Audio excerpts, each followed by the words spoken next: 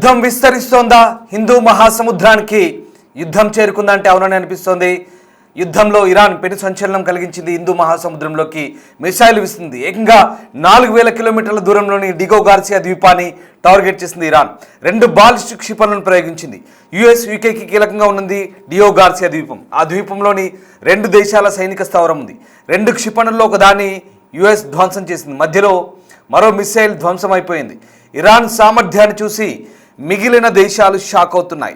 ఇప్పటిదాకా ఇరాన్ కేవలం 1000 లేదా 2000 కిలోమీటర్ల లోపు మాత్రమే మిసైళ్లను ప్రయోగించే సామర్థ్యం ఉన్న దేశంగా ప్రపంచానికి తెలుసు. కానీ ఇప్పుడు ఏకంగా హిందూ మహాసముద్రంలోని మాల్దీవులు, మారిషస్ దగ్గరలో ఉన్నటువంటి డిగో గార్సియా ద్వీపంపై మిసైల్స్ ద్వారా అటాక్ చేయడం ద్వారా ఇరాన్ బలమేంటో ప్రపంచానికి తెలియజెప్పింది.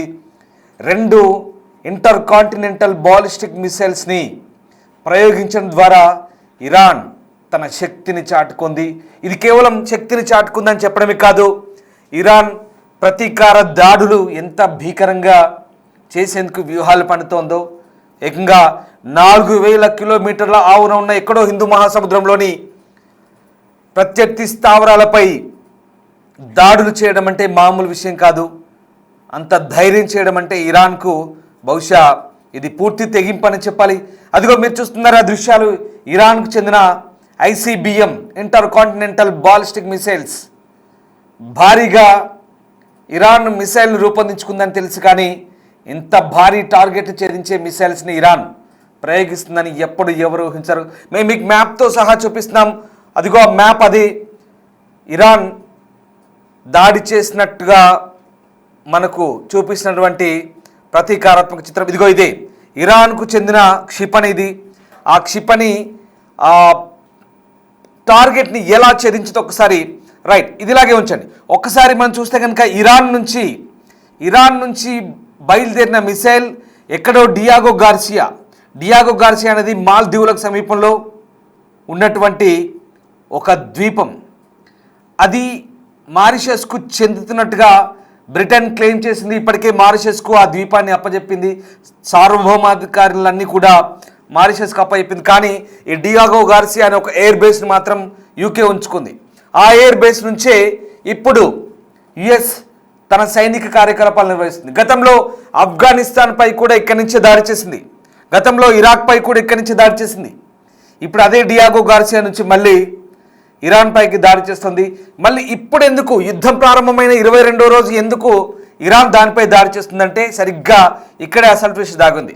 ఇప్పుడు ఇదే డియాగో గార్సియా నుంచి ఇవాళ ఇరాన్లోని నతాంజ్ అంటే మీకు అందరికీ తెలిసిందే. గతంలో కూడా నతాంజ్, ఇస్ఫహాన్, ఫోర్డో ఈ 3 కూడా అణుక్షేత్రాలు, అణ్వాయుధాలు తయారు చేస్తుంది ఇరాన్ అని ఆరోపించబడ్డ ప్రదేశాలు.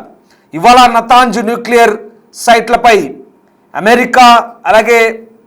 అమెరికా సంయుక్త దళాలు సరిగ్గా ఇదిగో ఇదే డియాగో గార్సియా నుంచి బయలుదేరి నతాంజ్పై విరుచుకుపడ్డాయి. ఇక్కడే ఇరాన్ కనిపెట్టగలిగింది. ఇరాన్కి ఇంత కనిపెట్టేంత శక్తి ఎక్కడుంది? ఇక్కడ మళ్ళీ ఒక ట్విస్ట్. మనం ఇక్కడ ఇదే ఆలోచించాలి. సరిగ్గా ఈ ట్విస్ట్ మన మనసులో మెదిలినప్పుడు మనకు గుర్తొచ్చేది రష్యా. రష్యా పూర్తిగా ఇంటెలిజెన్స్ సమాచారాన్ని ఇరాన్తో షేర్ చేసుకుంటుంది. ఎక్కడి నుంచి దాడులు జరుగుతున్నాయి, ఎక్కడి నుంచి అటాక్స్ మొదలవుతున్నాయి అనేది కంప్లీట్గా రష్యన్ ఉపగ్రహ చిత్రాలు ఇరాన్కు చేరవేయబడుతున్నాయి. ఇరాన్ వాటిని తెలుసుకొని పక్కాగా దాడులు నిర్వహిస్తుంది. లేదంటే ఇరాన్ నిజంగా ఇంత క్లియర్గా రిటాలియేషన్ స్ట్రైక్స్ ఎలా చేస్తుంది?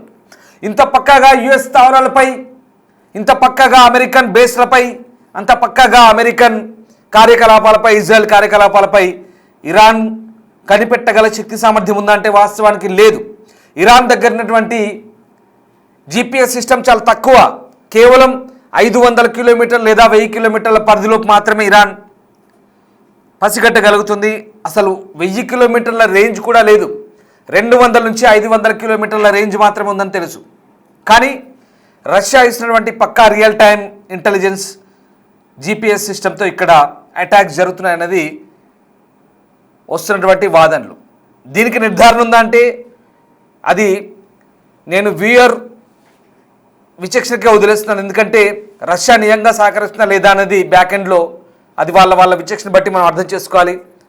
అయితే అవ్వచ్చు, కాకపోతే కాకపోవచ్చు. కానీ ఓపెన్ సీక్రెట్గా మనం భావించాల్సి ఉంటుంది ఏంటంటే రష్యా పక్కాగా ఇరాన్కు సహకరిస్తుంది అనేది బహిరంగంగా వస్తున్నటువంటి వినిపిస్తున్నటువంటి వాదనలు. అంతవరకు మాత్రమే మనం నిర్ధారించగలం. సరే, ఆ సంగతి అలా పక్కన పెడదాం. ఇదిగో ఈ డియాగో గార్సియా మీద ఇరాన్కు సంబంధించినటువంటి క్షిపణులు దాడి చేస్తున్నాయి. ఇరాన్ సంబంధించినటువంటి క్షిపణులు ఏమేమి ఉన్నాయో ఒకసారి చూద్దాం. వరుసగా లిస్టు చూద్దాం. ఇరాన్ క్షిపణుల లిస్ట్ ఒకసారి మనం పరిశీలిస్తే కనుక ఇరాన్ దగ్గర ఉన్నటువంటి క్షిపణులు ఒక్కసారి ఆ లిస్టు చూస్తే కనుక ఇరాన్లో ఫతా క్షిపణులు ఉన్నాయి, ఇరాన్లో ఖుర్రంషేర్ క్షిపణులు ఉన్నాయి. ఈ క్షిపణులన్నీ కూడా వరుసగా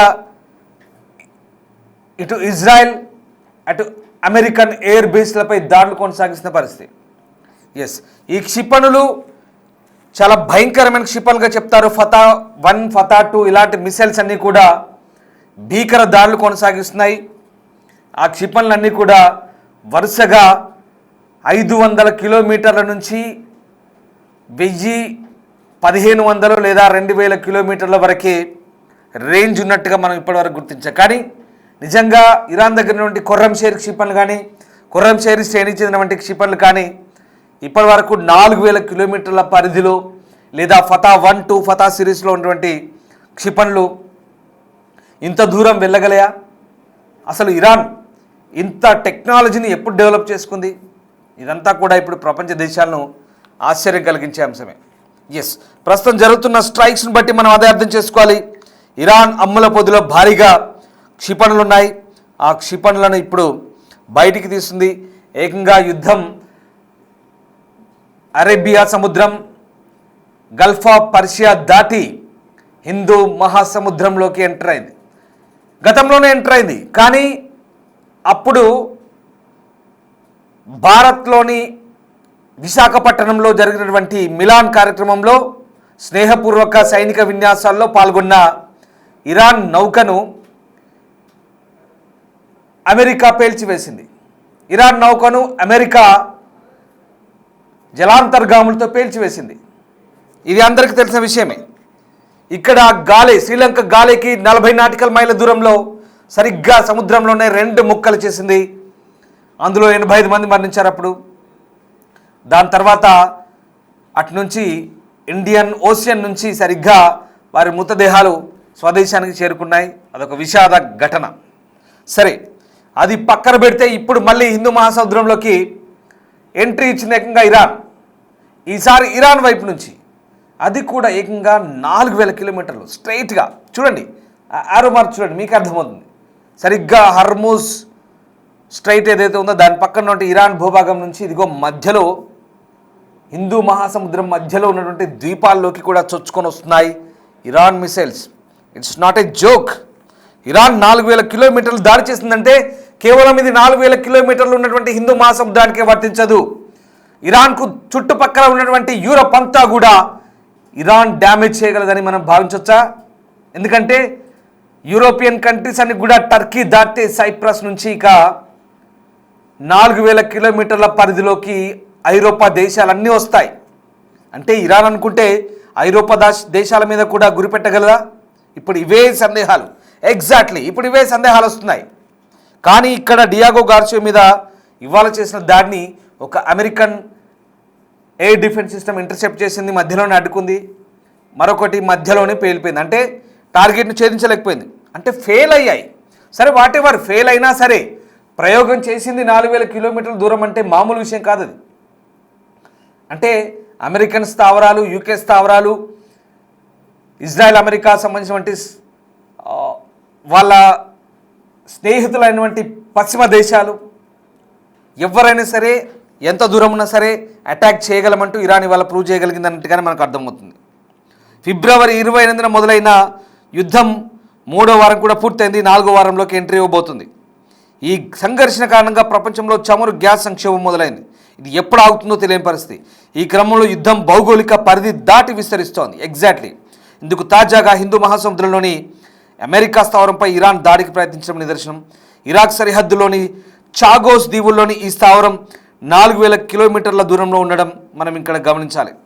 అంటే ఇరాన్ బార్డర్ నుంచి 4000 కిలోమీటర్లు ఉంది ఈ చాగోస్లో ఉందే డియాగో గార్సియా.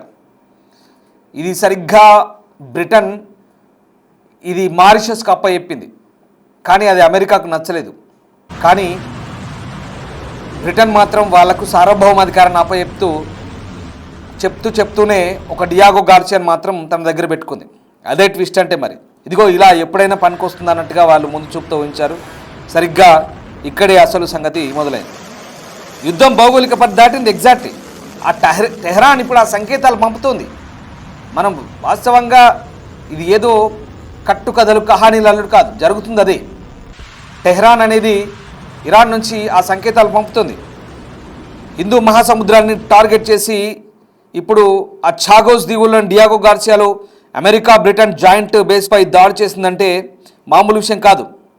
ఈ రెండు క్షిపణులు ఏది లక్ష్యాన్ని ఛేదించకపోయినా సరే, కానీ ఒకటి మార్గ మధ్యంలో విఫలమైంది, రెండో దాన్ని అమెరికా ఇంటర్సెప్ట్ చేసింది. అది దెబ్బతిందా లేదా అనేది ఇంకా స్పష్టంగా తెలియాలి.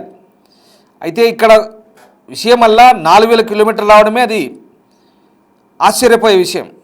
దీని అర్థం ఐరోపాలోని స్థావరాలను టెహ్రాన్ లక్ష్యంగా చేసుకుంటే ఇక ఎలా ఉంటుందనేది మనకు అర్థమవుతుంది. అమెరికా రక్షణ విభాగం పెంటగాన్ ఇప్పటివరకైతే ఎలాంటి ప్రకటన చేయలేదు. సెంట్రల్ ఇండియన్ ఓషన్లో లోతట్టు ప్రాంతమైన చాగో ద్వీపంలోని డియాగో గార్సియా స్థావరంపై ఇరాన్ దాడులకు ప్రయత్నించిందనే వార్తలే కనుక నిజమైతే యుద్ధాన్ని మరింత విస్తృతం చేసి పశ్చిమ దేశాలకు టెహ్రాన్ హెచ్చరికలు పంపినట్టే అంటూ మన కేంద్ర మాజీ మంత్రి మనీష్ తివారీ కూడా ట్విట్టర్లో పోస్ట్ పెట్టారు. దీనికి కొద్ది వారాల ముందు హిందూ మహాసముద్రంలో ఇందాక నేను చెప్పినట్టుగా శ్రీలంక గాలి తీరాన ఐరిస్ దేనాపై అమెరికా జలాంతర్గామి టార్పిడో దాడి చేసింది. 150 మంది వరకు ప్రాణాలు కోల్పోయారు. అందులో 85 మంది ఇరాన్ వాళ్ళు ప్రాణాలు కోల్పోయినట్టుగా మనకు తెలుసు. కానీ 150 మెంబర్స్ అంటున్నారు. ఇంకా సరే 83 మంది శవాలు అయితే అక్కడ చేరినాయి. చాలామంది ఉన్నారు అందులో. కొంతమంది రెస్క్యూ చేసింది శ్రీలంక నేవీ. తర్వాత అది విషయం. సో ఇక్కడ మనకు చాలా క్లియర్గా అర్థమవుతుంది. అంటే ఇక్కడ అమెరికా యుద్ధ నౌకల ల్యాండింగ్ కోసం చేసిన అభ్యర్థనను అప్పుడు శ్రీలంకలు తిరస్కరించాయి కాబట్టి ఇంకా అది వేరే విషయం అనుకోండి. సో ఇరాన్ నేవీతో పాటు ప్రాథమిక లక్ష్యాలను పూర్తిగా నాశనం చేసినట్టుగా అమెరికా చెప్తున్నప్పుడు కూడా డియాగో గార్సియా స్థావరం ఇందాక నేను చెప్పినట్టుగా ఆఫ్ఘనిస్తాన్ ఇరాక్లపై అమెరికా బాంబు దాడులకు ఒక సన్నాహక కేంద్రంగా గతంలో పనిచేసింది. సో ఇరాన్కు వ్యతిరేకంగా బ్రిటన్ చేపట్టిన రక్షణ కార్యకలాపాల కోసం ప్రస్తుతం అమెరికా ఉపయోగిస్తున్న 2 బ్రిటిష్ స్థావరాలు ఇదొకటి. ఇంకోటి RAF, అది గ్లౌసిస్టర్ షేర్లోని RAF, ఇదేమో డియో గార్సియా.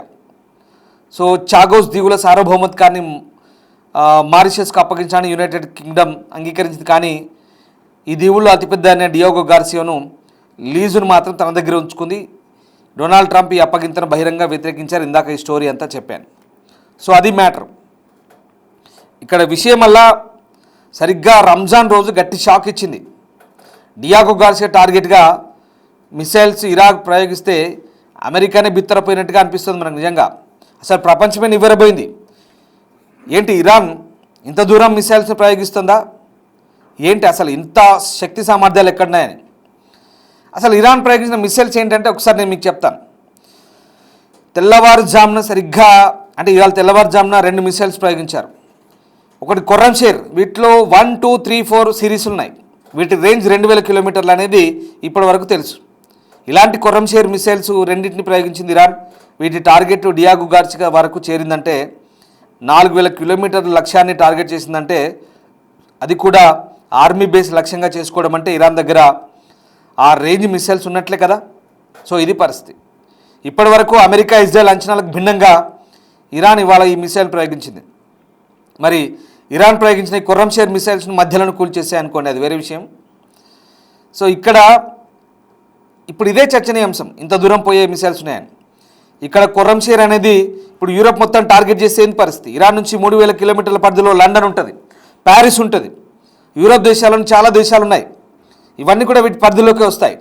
ఇప్పుడు ఈ ప్రయోగించిన మిసైల్స్ అన్నీ కూడా ఉత్తర కొరియా ఇచ్చిన టెక్నాలజీ, రష్యా నుంచి తీసుకున్న టెక్నాలజీ ఆధారంగానే ఇవి తయారు చేసినట్టుగా నిపుణులు చెప్తున్నారు.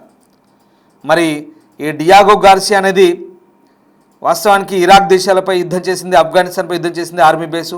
ఆసియా, ఆఫ్రికా, గల్ఫ్ దేశాలను మోహరించాలంటే ఆయా దేశాలపై దాడులు చేయాలని అమెరికాకి ఇదే అత్యంత కీలకమైన స్థావరం. ఇక్కడ వందల కొద్ది యుద్ధ విమానాలు ఉంటాయి, బాంబుల నిల్వలు ఉంటాయి. ఈ సైనిక స్థావరం నుంచి 2 ఖండాలను ఈజీగా టార్గెట్ చేయొచ్చు. అమెరికాకు చాలా అనువైన ప్రాంతం ఇది. ఏషియాను టార్గెట్ చేయొచ్చు, ఆఫ్రికా కాంటినెంట్ను టార్గెట్ చేయొచ్చు ఇక్కడ నుంచి. సో ఇది డియాగో గార్సియా ప్రత్యేకత. ఇవన్నీ కూడా ఇరాన్కు తెలుసు, అంతా తెలుసు, బాగా అవగాహన ఉంది కాబట్టి ఈ నిర్ణయం తీసుకుంది. గార్సియో ఆర్మీ బేసు ఇరాన్ దాడులను పెంచితే మాత్రం యూరోప్ మొత్తం యుద్ధంలోకి దిగే అవకాశాలు కూడా లేకపోలేదు. సో ఇప్పటిదాకా ఈ డియాగో గార్సియా ఏంటి, చాగోస్ దీవులు ఏంటి అనేది మీకు చాలా డీటెయిల్గా చెప్పాను. ఇప్పుడు అసలు విషయం చెప్తాను. ఒకవేళ ఇరాన్ ఇది కంటిన్యూ చేసింది అనుకోండి, అప్పుడు ఏమవుద్ది? ఖచ్చితంగా పశ్చిమ దేశాలు ఇంకా అనుకోకుండా రంగంలోకి దిగాల్సిందే. బ్రిటన్పై దాడి చేస్తుంది ఎలాగో, లండన్ ఈ బేస్ మీద దాడి చేస్తే లండన్ మీద దాడి చేసినట్టే డెఫినెట్గా. అప్పుడు అటువైపు నుంచి ఫ్రాన్స్ కానీ మిగతా పశ్చిమ దేశాలు కానీ ఇప్పటికే వాళ్ళంతా కూడా హెచ్చరికలు జారీ చేస్తున్నారు. ఇందాక చెప్పిన టార్గెట్లన్నీ కూడా 3000-4000 కిలోమీటర్ల రేంజ్లోనే ఉన్నాయి యూరోప్ దేశాలు. చెప్పలేం ఇరాన్ ఎప్పుడు ఎటువైపు నిర్ణయం తీసుకుంటుందో అర్థం కాని పరిస్థితి. అమెరికా ఇజ్రాయెల్ మీద ఒత్తిడి పెంచడానికి సంబంధం లేకపోయినా గల్ఫ్ దేశాలపై సరే అమెరికా బేసుల్ని టార్గెట్ చేసినంతవరకు బాగానే ఉంది. కానీ పదే పదే బ్రదర్ నేషన్స్ అని చెప్తున్నాయి, నైబర్ నేషన్స్ అని చెప్తున్నాయి, దాడులు చేస్తుంటే దీని అర్థం ఏంటి? ఇరాన్ చాలా పక్కాగా తెగింపుకు పాల్పడుతోంది. పక్కాగా అక్కడ ఏంటి అసలు రస్ లఫాన్ ఆయిల్ రిఫైనరీ ప్రపంచంలోనే అతిపెద్దది ఖతర్లో. దాని మీద దాడి చేయడానికి అవసరం ఏంటి ఇరాన్కి? కారణం ఇక్కడ ప్రపంచ చమురు కేంద్రాలపైన దెబ్బ కొట్టి ప్రపంచ వాణిజ్యం పైన ద్రవ్యోల్బణం పెంచాలి, ప్రపంచ వాణిజ్యం పైన ఒత్తిడి పెంచాలి, ప్రపంచాన్ని తామంటే ఏందో చెప్పాలి. అరామ్కో ఎయిర్ బేస్ మీద పనేంటి ఇరాన్కి దాడి చేయడం? సౌదీలో అరామ్కో ఎయిర్ బేస్ సౌదీ వాళ్ళది కదా, అమెరికా స్థావరం కాదు కదా, ఇక్కడ రస్ లఫాన్ అమెరికా కాదు కదా, అయినా ఎందుకు దాడి చేస్తుంది ఇరాన్? ఇక అరబ్ ఎమిరేట్స్ అంటే అబుదాబి, దుబాయ్ సిటీ, రసల్ ఖైమా పాపం విలవిల్లాడుతున్నాయి. ఎందుకు చేస్తున్నారు ఇరాన్ వాళ్ళ మీద పదే పదే? అమెరికా స్థావరాల పని అయిపోయింది, అది పక్కన పెట్టండి. అయినా వీళ్ళని ఎందుకు టార్గెట్ చేస్తున్నారంటే target is one and only America మీద ఒత్తిడి పెంచాలి. ఇక్కడ ఏం జరుగుతుందో అర్థం కాదు మనకి. ఇలాగే చేసుకుంటూ పోతే రేపు ఇక్కడి దాకా చేశారు, యూరోప్ మీద చేయాలని నమ్మకం ఉంది. యూరోప్ మీద కనుక మిసైల్ వేస్తే కనుక ఆటోమేటిక్గా యూరోపియన్ కంట్రీస్ రంగంలోకి దిగుతాయి. అప్పుడు ఇంకా మనం అవునన్నా కాదన్నా వరల్డ్ వార్ 3 స్టార్ట్ అయినట్టే లెక్క. బహుశా అంత దాకా వెళ్ళొద్దని కోరుకుందాం. అదే కనుక జరిగితే అల్లకల్లోలంగా ఉంటుంది. ఇరాన్ ఇప్పటికే పూర్తిగా విధ్వంసం అవుతుంది. కానీ ఇక వాళ్ళు ఒకటే చెప్తున్నారు, మేము ముగిస్తాం, విధ్వంసం అయినా సరే పోతూ పోతూ మిగతా వాళ్ళందరినీ విధ్వంసం చేస్తామన్నట్టుగా ఉంది వాళ్ళ వైఖరి. వాటెవర్, ఇదంతా కూడా ఊహాజనితంగా భావించవచ్చు, నిజం అవ్వచ్చు, కాకపోవచ్చు. మనం దాన్ని పక్కన పెడితే కాసేపు ఇప్పుడు జరుగుతుందంట నిజం. ఎందుకంటే ఈ ఎయిర్ బేస్ మీద దాడి చేయడం ద్వారా ఇలాంటి సంకేతాలు ఇస్తుందనేది మాత్రమే నేను మీకు చెప్పే ప్రయత్నం చేస్తున్నాను. అంతకుమించి మనం దాన్ని ఎలాగైనా ఊహించుకోవచ్చు, లేదా జరగవచ్చు, జరగకపోవచ్చు, అది పక్కన పెడదాం. Right, that's it. సో ఇది పరిస్థితి. ప్రస్తుతం ఉన్న పరిస్థితిలో ఇరాన్ మిసైల్స్ సామర్థ్యం ఏంటో చెప్పకనే చెప్పింది. That's it. Thank you very much.